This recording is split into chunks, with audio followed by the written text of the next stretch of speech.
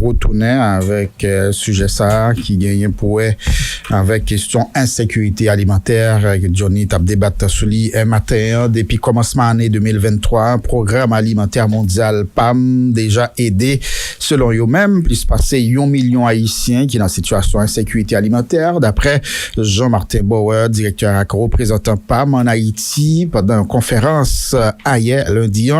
Responsable content pour différentes actions institutions les représenter à poser dans le pays.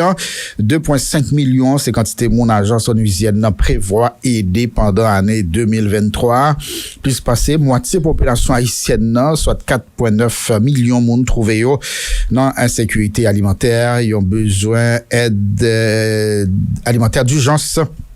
D'après responsable PAMNA qui promettent pour assister couches qui pi défavorisées. Oui, c'est ça Johnny t'a fait remarquer.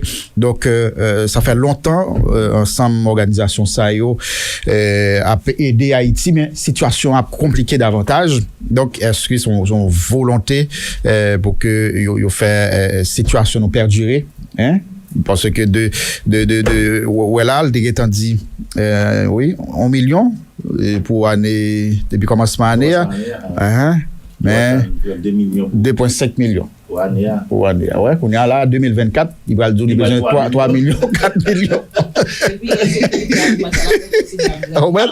elle dit ça me parle toujours là on se critique tout t'as comment les têtes est-ce que monde qui vulnérable yo touché réellement parce que l'attendez pour faire liste ici pour monde bénéficier programme regardez c'est sous base acquaintance sous base monde pas ici fait sous base chapelle politique oui pas étonnant pas bien non soit petit dit pas étonnant là au cas saisi ouais liste pour monde bénéficier l'argent dans cadre programme social ça vous avez évoqué là déjà fait il y a la sortie fort proche pouvoir fort amis pouvoir une série de gros autobrés dans pouvoir une série de nèg qui alliés pour une série de femmes qui fait des faits c'est militant pour faire liste là prendre monde pas et qui des monde qui doit bénéficier comme la Lydie Alexandre qui pas rien pour avec insécurité alimentaire là non sur le plan macro tout le monde concerné parce que m'pa bon menti réalité pays aujourd'hui a monde qui était pauvre vinn plus pauvre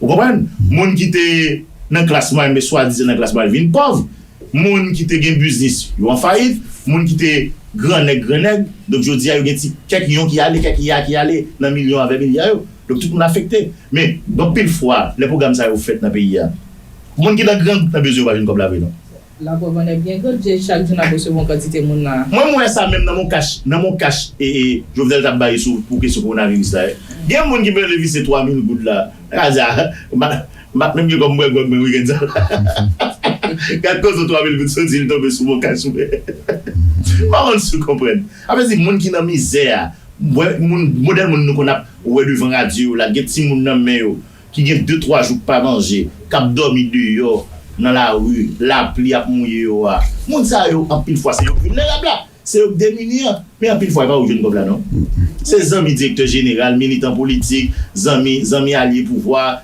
amis ministre ou pas attendre dans rapport ULCC dans CAS yo dit comme ça citoyen là dans liste monde qui peut bénéficier de chèque 1500 gouttes 2000 gouttes là il fouiller non madame ni non famille madame ni non belle-sœur et c'est des monde qui a fonctionné qui a travaillé qui a acheté un plat de manger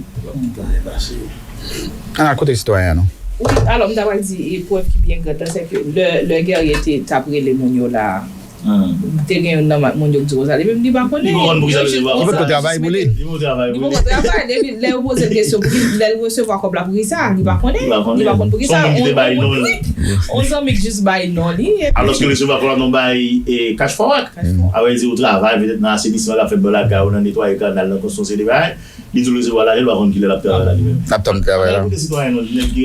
Jean-Martin Bauer Nous sommes fiers de pouvoir dire aujourd'hui qu'en 2022, nous avons construit plus de 97 km de pistes rurales. 97 km, c'est la distance d'ici, Juvena, jusqu'à Saint-Marc. C'est quand même une distance appréciable. Nous avons aussi curé plus de 53 km de canaux, donc de canaux d'irrigation, et également valorisé plus de 2000 hectares de terre qui a été récupérée. Nous avons planté 75 000 arbres.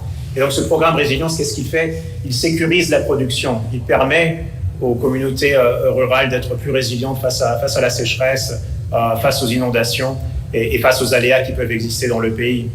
Nous avons aussi c'est 25 000 petits exploitants agricoles qui ont bénéficié de la micro-assurance. C'est une nouvelle modalité en Haïti.